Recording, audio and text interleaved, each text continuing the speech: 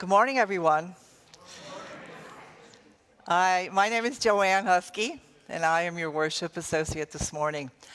Our pastor, Reverend Tony Fisher, is in Baltimore at the Unitarian Universalist General Assembly this week. And we are very honored to have Dr. Sharon Harris-Ewing with us today, who's going to share the service theme, Called to Care. Sharon is a United Church of Christ minister who currently serves as the president of the Interfaith Alliance of Southwest Florida. She has a Master's of Divinity degree from Colgate Rochester Divinity School and a PhD in Educational Psychology from the University of Buffalo. Before moving to Naples in 2016, Sharon and her husband lived in Buffalo for 33 years. She was a professor of education at Roberts Wesleyan University in Rochester, New York, from 2001 to 2016. Welcome, Sharon. Nice to have you.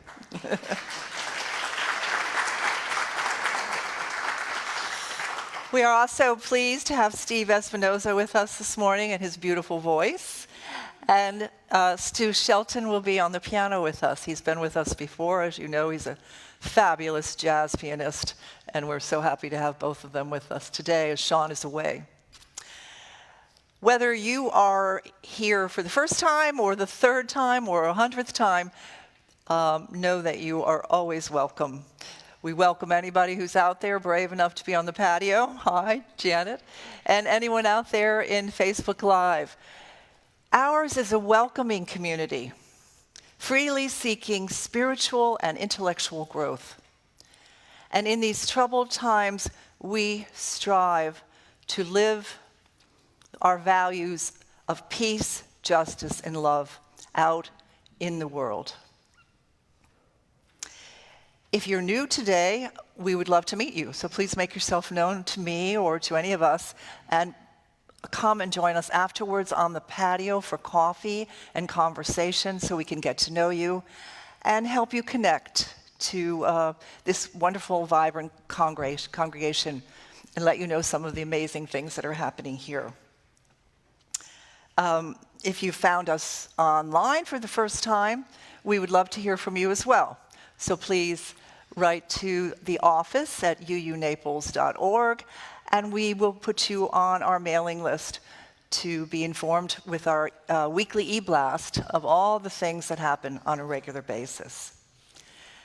So now this morning, please, everybody, let's take a deep breath.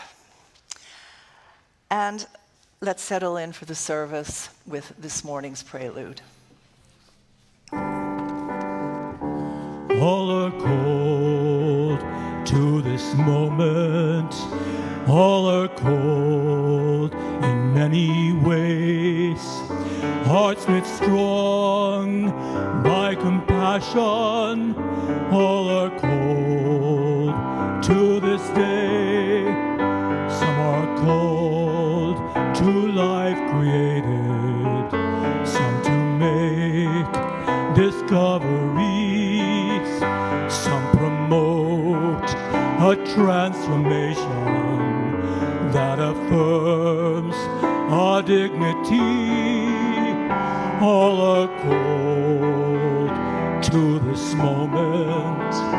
All are cold in many ways, hearts knit strong by compassion. All are cold to this day.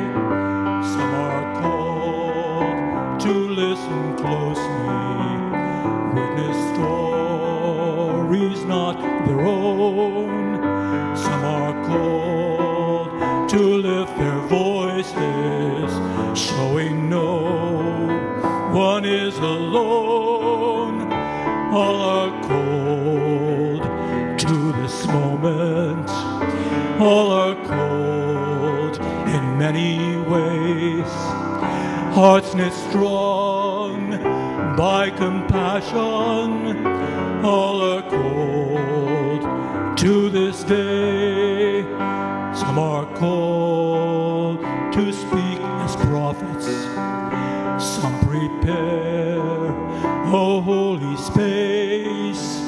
Others still will know their calling, though the lives that they embrace all are cold to this moment.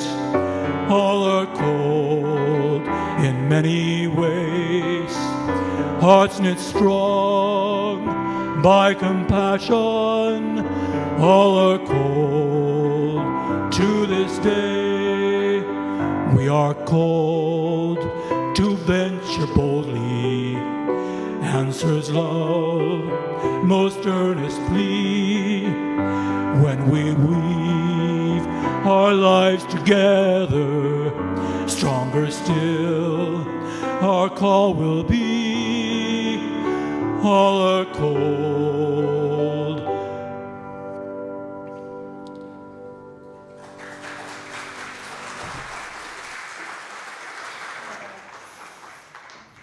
Thank you, Steve. Good morning.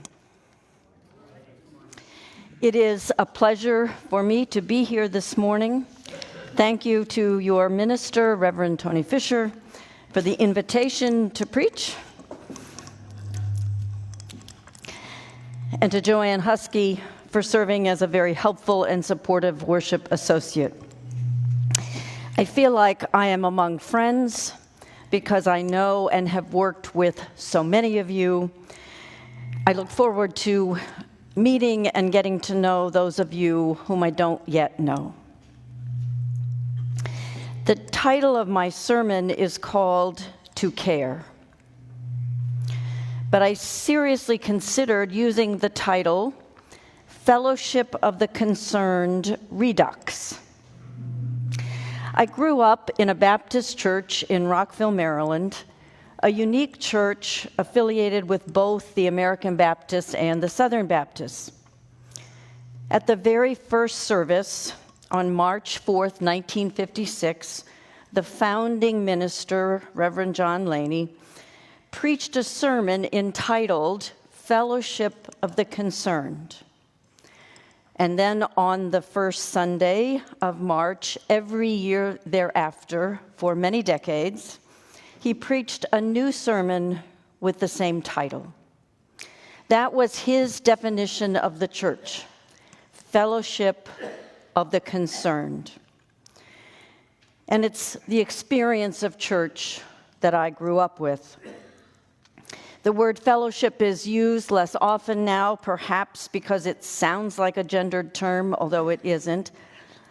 Fellowship in Christianity is a translation of the Greek word koinonia and refers to shared spiritual connection and participation within a community of believers. It emphasizes unity, shared beliefs, and mutual support. And we were people who were concerned. In the 1950s and 60s, we were concerned about civil rights, race relations, the Vietnam War, poverty, and peace. We believed that faith had to be put into action, whether that action was welcoming blacks into our church when the other Baptist church in town did not, or participating in a candlelight vigil in the nation's capital, or unconditionally accepting into our community children and adults with significant disabilities. Fellowship of the Concerned, a community called to care, faith in action. Please join me in the chalice lighting response on the screen or on your order of service. This flame, symbol of our faith, to beckon us into community, warm our hearts with love, and give us a light to follow as we carry our faith into action. Please stand as you are able for our opening hymn, and Steve is going to lead us. This song, I find that we have not really sung this before, at least I don't remember it. So this is a new one, probably, and I have asked Stu if he would play the whole thing through. It's a very gospel-y kind of a song that set us together. So, okay.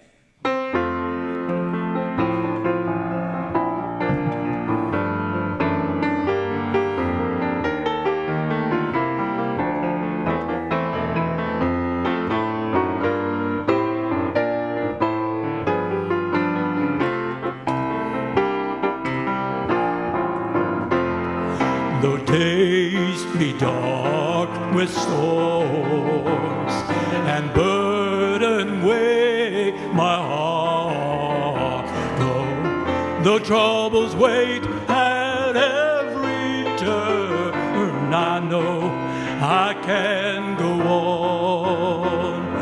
My sorrow heals my soul, and burdens make me strong. The troubles weigh at every turn, I know I can go on.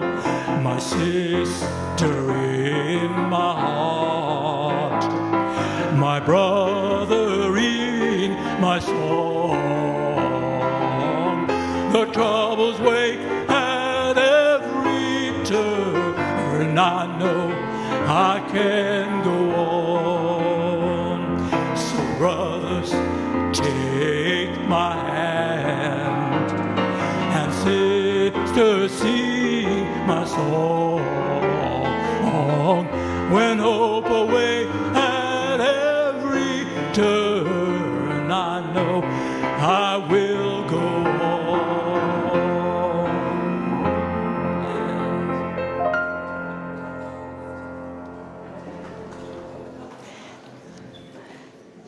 Thank you for singing a new song. This portion of the service is called a beginning. And I want to begin by acknowledging where we are on this last Sunday of June 2025. The simple, painful truth is that we are living in a very difficult time.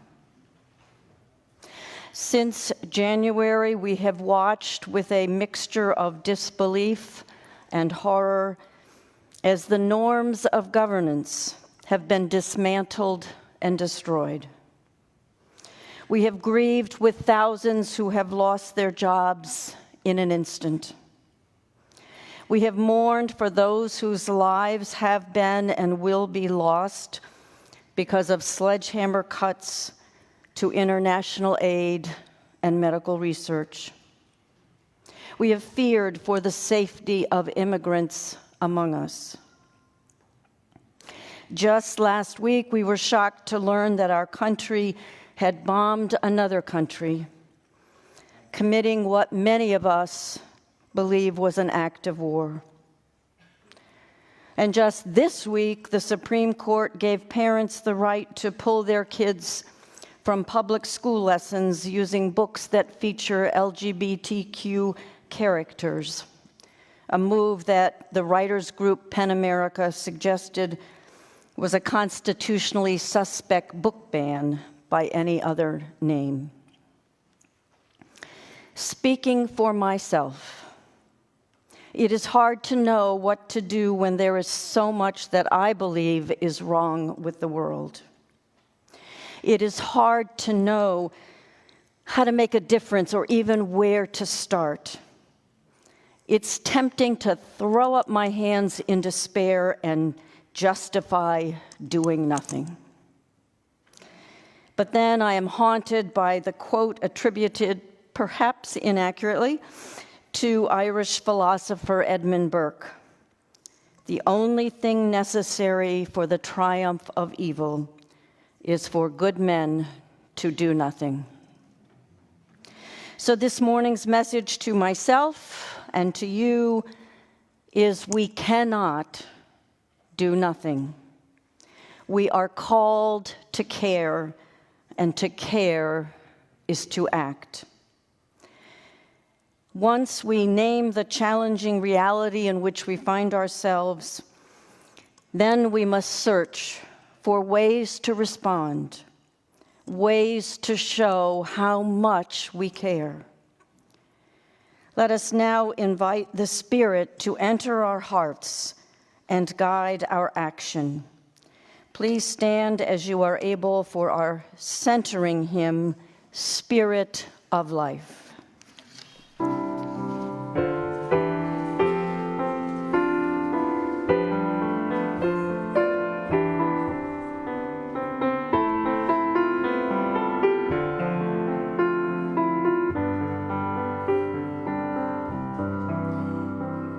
Spirit of life, come unto me. Sing in my heart all the stirrings of compassion. Blow in the wind, rise in the sea. Move in the hand, giving life the shape of justice. Roots hold me close, wings set me free. Spirit of life, come to me, come to me.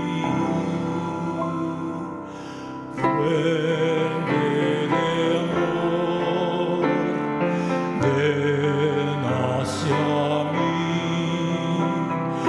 y al corazón, cántale tu compasión. Sopla al volar,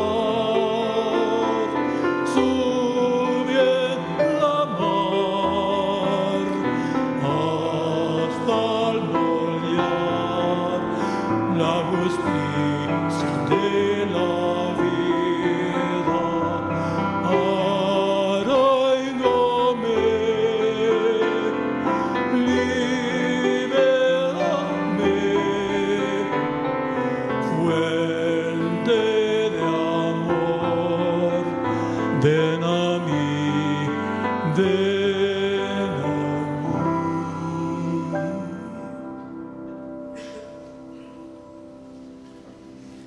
mí.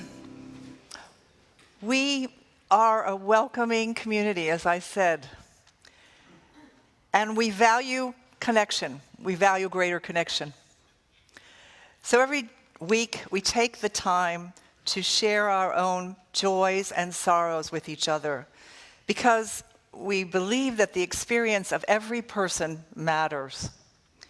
So if you have a personal joy or concern, please raise your hand and I will bring the microphone to you.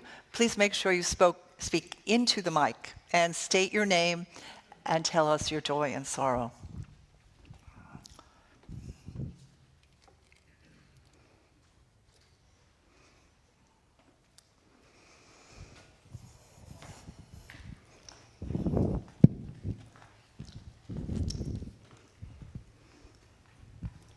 Hi, I'm Patty Bryan, and my joy today is that my granddaughter, Phoebe, who is a rower, is at the Henley Regattas. And yeah, it's very exciting, so I hope her team does well. Anyway, it's a great experience. Thank you, Patty.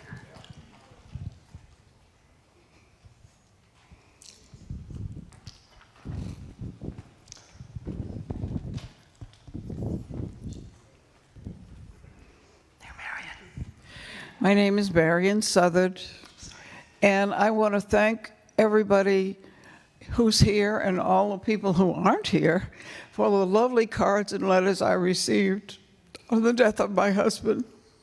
Thank you very much. We're so sorry, Marion.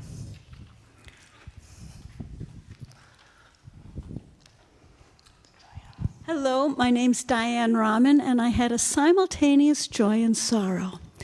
This past week, I was dog sitting for my neighbor's dog, Oliver, a wonderful West Highland Terrier.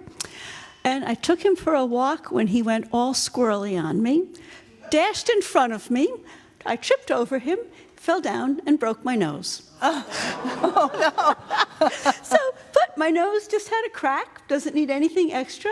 I feel fine, and that's my joy and sorrow. I hope your nose is okay.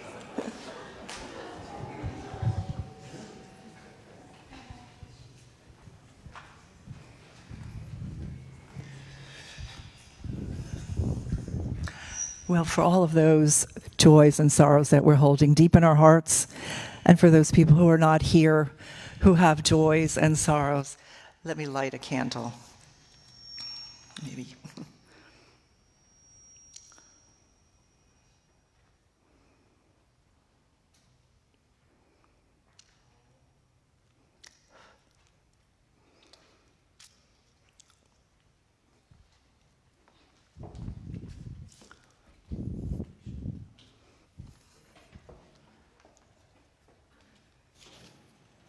As you hold those joys and sorrows, spoken and unspoken, in your hearts and minds, I want to share with you a meditation by Richard Fuchs entitled, "Let Care Be Our Prayer." Many of us, oh God, don't believe in prayer. We're more comfortable with meditation, particularly the silent part.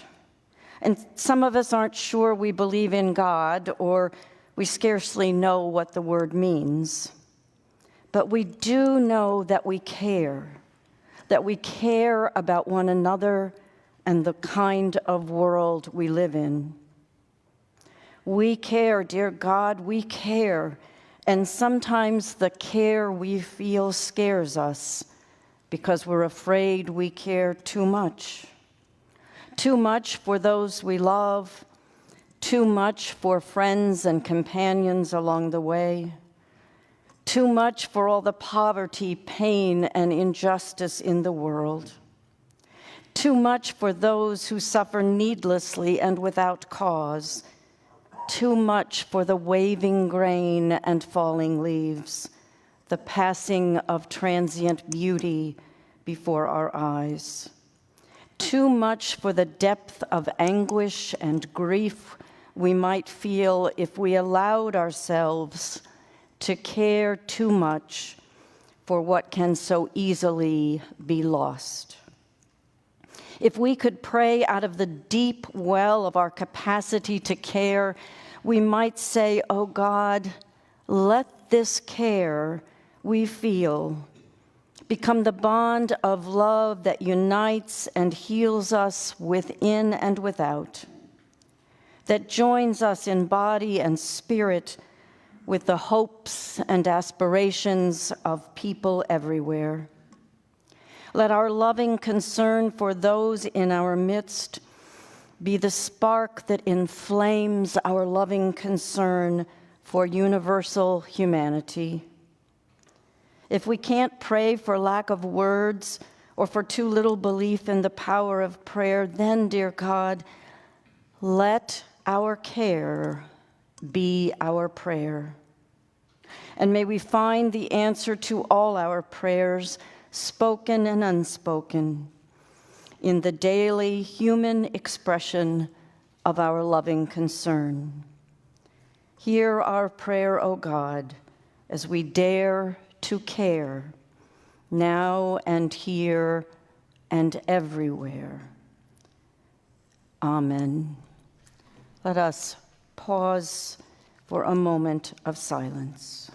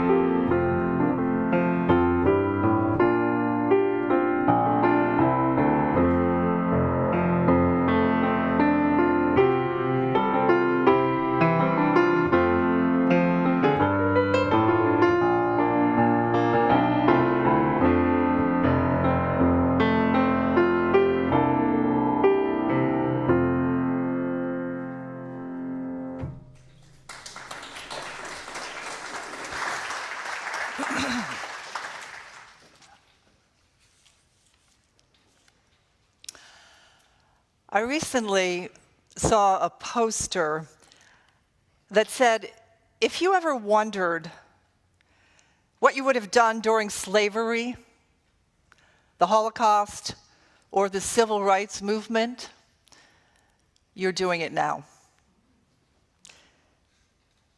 These are incredibly troubling times, and I am as concerned as I know many of you are about the erosion of our precious democracy.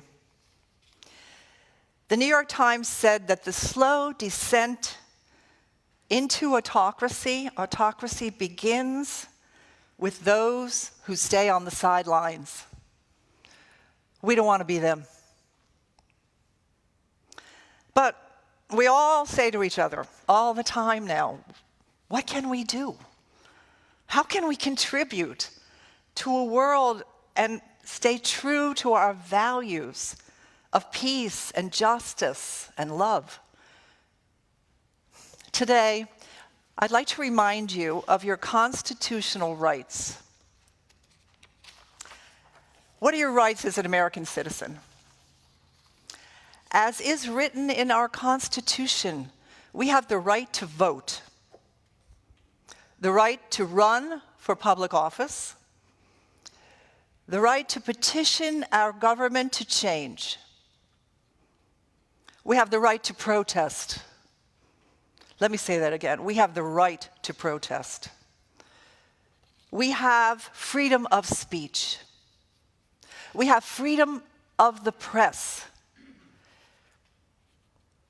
We have the freedom to assemble. And what are our responsibilities according to our Constitution? We have to pay taxes. We have to obey the laws. And once we register to vote, we may be called to serve on a jury with our peers, if we are 18 years or older, to participate in the rule of law.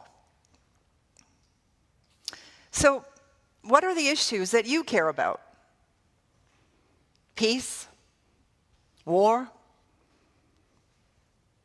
Immigrant rights? Book banning? The environmental crisis? Crime in the cities? School shootings?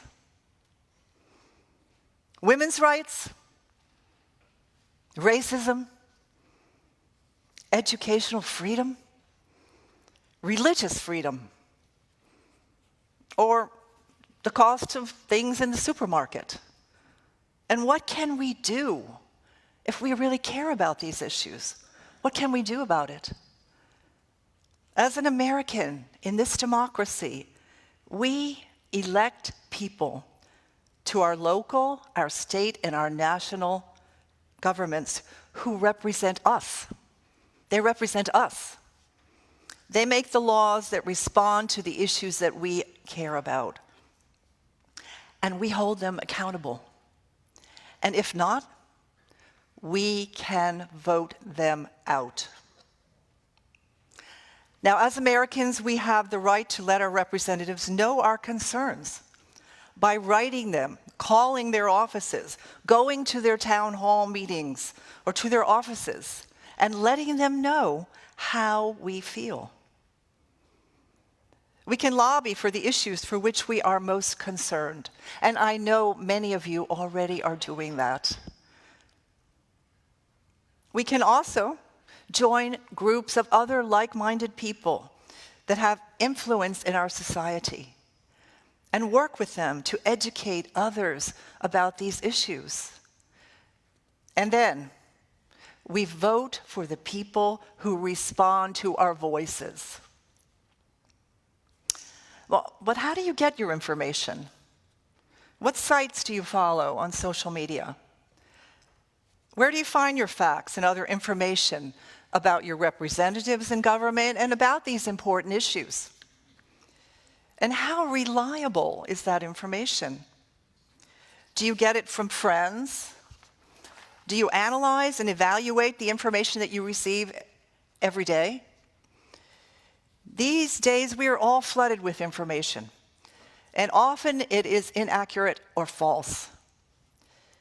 Do you check the sources before you pass that information on to many others?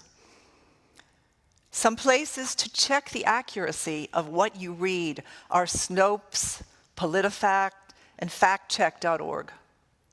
We need to stay informed.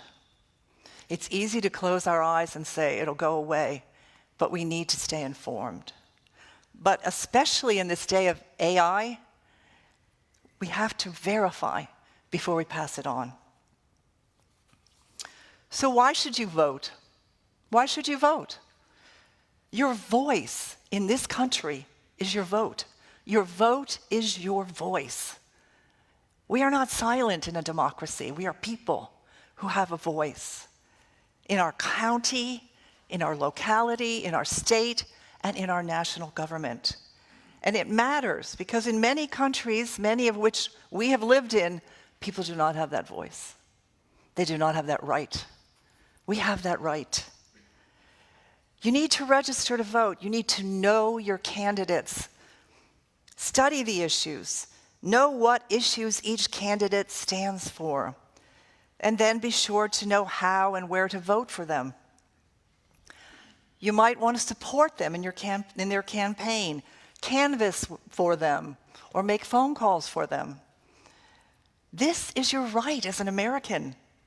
And if you care about your country, you need to inform yourself, exercise all these rights that we have in this democratic society, and definitely vote in the midterm and in the presidential election.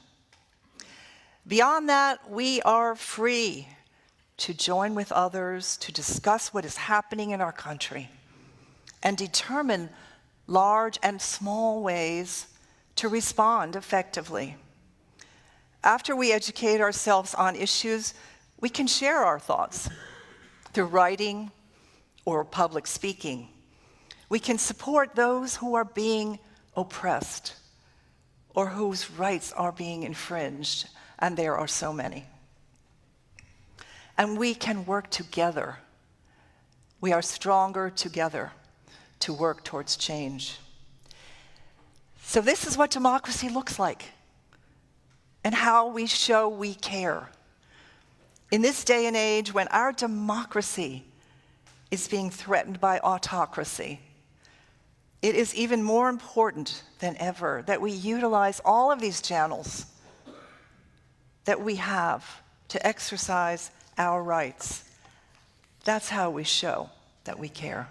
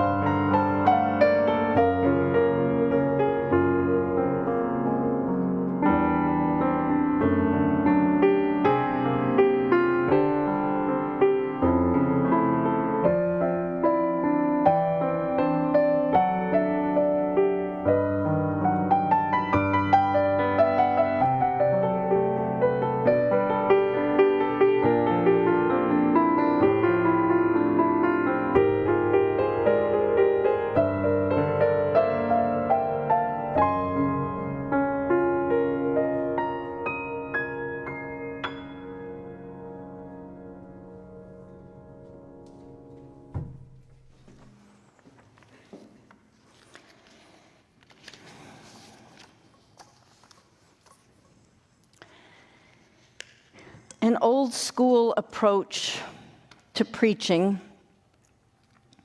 says that a sermon or a homily should have 3 points. I've been a minister for 45 years, so perhaps I can be excused for using an approach that may seem overly simplistic. In this difficult time,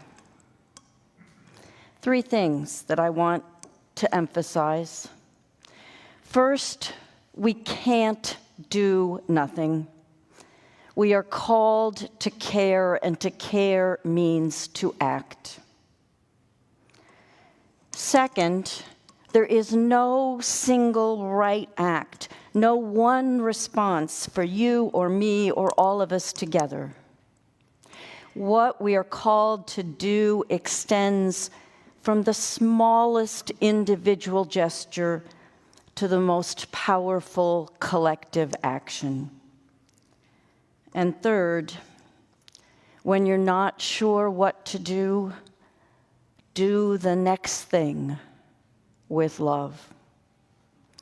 So let me elaborate. First, we can't do nothing. There are numerous historical quotes that convey this message much better than I can. Dr. Martin Luther King Jr. spoke out against evil and against silence with these words, and I apologize for the lack of inclusive language. I've left quotes as is. He who passively accepts evil is as much involved in it as he who helps to perpetrate it. He who accepts evil without protesting against it is really cooperating with it. Our lives begin to end the day we become silent about things that matter. There comes a time when silence is betrayal. These words are attributed to the theologian Dietrich Bonhoeffer. Silence in the face of evil is itself evil. God will not hold us guiltless. Not to speak is to speak. Not to act is to act. Maya Angelou said, "To know and not to do is in fact not to know. We need to be active instruments against evil. We need to do." Marian Wright Edelman, founder and president emerita of the Children's Defense Fund, said with both humor and power, "You just need to be a flea against injustice. Enough committed fleas biting strategically can make even the biggest dog uncomfortable and transform even the biggest nation." You really can change the world if you care enough. A lot of people are waiting for Martin Luther King or Mahatma Gandhi to come back, but they are gone. We are it. It is up to us. It is up to you. Second, we are called to care, and to care is to act. But there is no single right act, no one response for you or me or all of us together. Care begins with caring for ourselves. Intentional rest, choosing opportunities to be renewed in mind, body, and spirit, nurturing relationships with the people whose love feeds our souls. Care includes reaching out to the loved ones in our families, among our friends, in this congregation. Care gives us the courage to stand up and speak out, whether that's in person in legislative visits or widespread community protests, or in writing through emails and letters to the editor. Joanne put together a wonderful array of critically important activities, ways to show you care as active and informed citizens of our democracy. There are also many organizations, local, regional, and national, that provide ways to put your faith into acts of care. The Interfaith Alliance of Southwest Florida, of which I am a leader, and many of you are members, is one such organization. The League of Women Voters, ACLU, Coalition of Immokalee Workers, NAACP, Americans United, Habitat, Floridians for Alternatives to the Death Penalty. I could go on and on. What we are called to do extends from the smallest individual gesture to the most powerful collective action. Third, when you are not sure what to do the next thing with love. The well-known author and blogger Annie Lamott wrote on June 22nd, following the bombing of Iran, "Today, we can unleash waves of love on each other, our families and communities, and even our extremely disappointing selves. Because love is bigger than any barbarity that the world throws at us. If you don't know what else to do, do love. Take a big bag of food over to the local food pantry. Don't forget Oreos for the kids and Ensure for the elderly. Walk around the neighborhood and wave or hug everyone and pick up litter." She ended, "We never gave up on peace and love before, and we won't now." I want to end with a beautiful story shared by Becky Brooks, a UU author, former director of religious education, and creator of resources for congregations. In it, she recounts conversations with her children in the days following the June 12, 2016 Pulse nightclub massacre. In her words, "By the time the karate class rolled around Monday evening, I was still dazed. The day before, June 12, 2016, my kids wanted to know why the parents were so sad. I told them I was crying for a really big group of people who had died in the night, 50 people. We got out their blocks to count and see what 50 looked like. We all agreed that 50 was an awful lot. I set one block aside and explained that one person had killed the others with a gun. Why? Who were they? The kids wanted to know. They're like us, I said, and different too. They were Latinx like your aunt and cousins, queer like your parents, Black like our neighbors, Muslim like your uncle, trans like some of our friends. They were moms and dads and parents and sons and daughters and beloved adult children, siblings, partners, and friends. The next day, I wasn't surprised when the mom of one of my daughter's friends plopped down on the bench next to me during karate. Julia and her husband were always at the dojo with their son.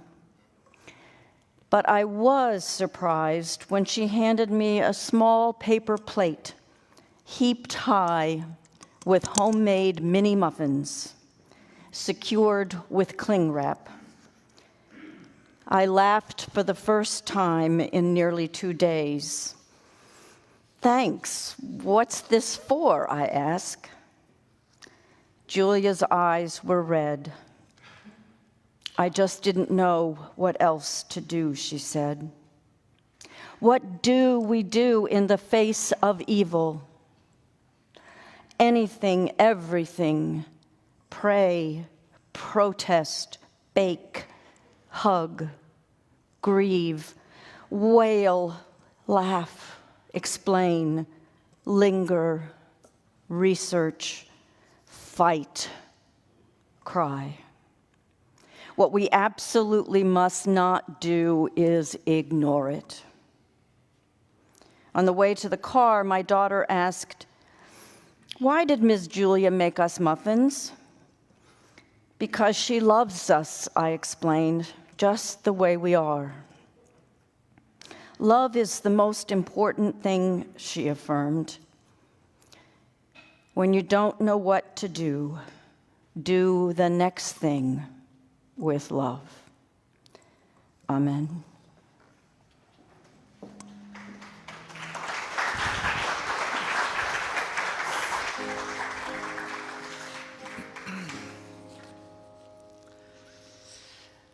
Thank you, Sharon. That was very moving, very strong. So this is a special time in our service, a time to respond to who and what we are. This community, its staff, our kitchen crew, the faculty, the facility, the beauty, these are all havens of rationality. This time offers us a chance to move past simply giving, to express generosity for the fact that UCGN is here for us. Those watching can enjoy that feeling of gratefulness too. The info you need to contribute is on the screen. The ushers will gratefully receive today's offering.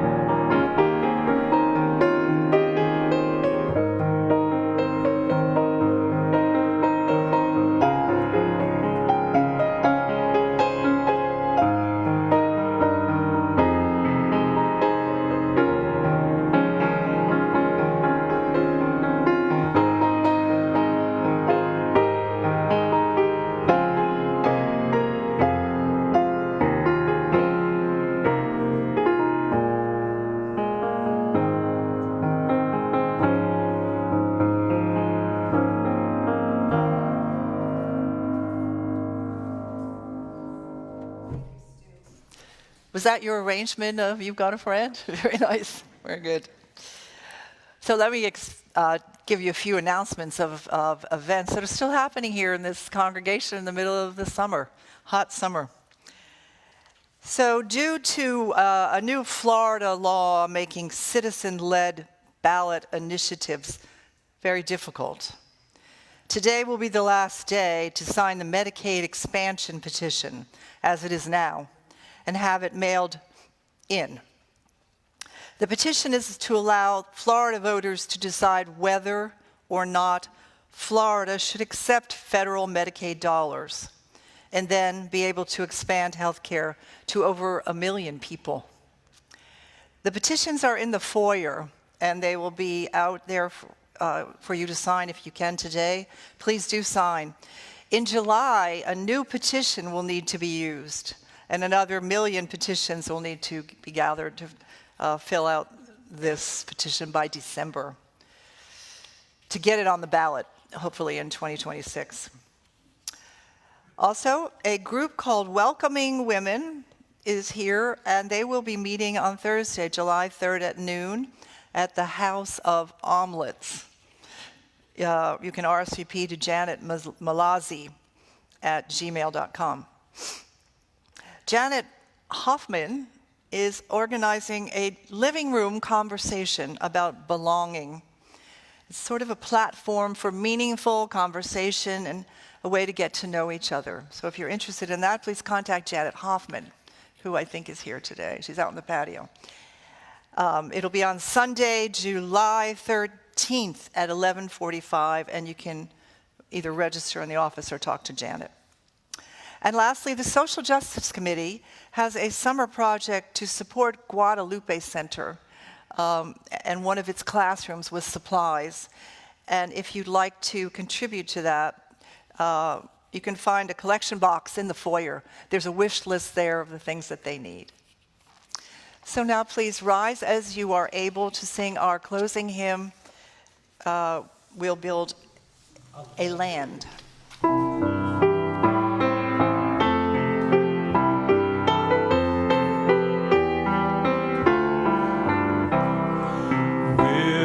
A land where we bind up the broken. We'll build a land where the captives go free, where the oil of gladness dissolves all mourning. Oh, we'll build a land where they can be. We'll build a land where sisters and brothers, enthroned in my Lord, may then create peace, where joy and peace like an ever-flowing stream. We'll build a land where we bring our good tidings to all the afflict and all those who mourn, and we'll give them garlands instead of ashes. We'll build a land where peace is born. We'll build a land where sisters and brothers, anointed by God, may then create peace. Justice shall roll down like waters, peace like an ever-flowing stream. We'll build a land building ancient cities, raising up dead stations from old, restoring ruins, generations. Oh, we'll build a land of people so born. Come build a land where sisters and brothers, anointed of God, may then create peace, where justice shall roll down like waters, and peace like an ever-flowing stream. Come build a land, the mantles of praises resound from spirits created once weak, where love and righteousness stand, where people, oh come build the land, my people will seek. Come build a land where sisters and brothers, anointed by Lord, may then create peace, where justice shall roll down like waters, and peace like an ever-flowing stream. As you leave this sacred space, may the love that surrounds you empower you to put your faith into action, acting with care for yourself, for one another, for a troubled and troubling world, for we are all called to care. Amen.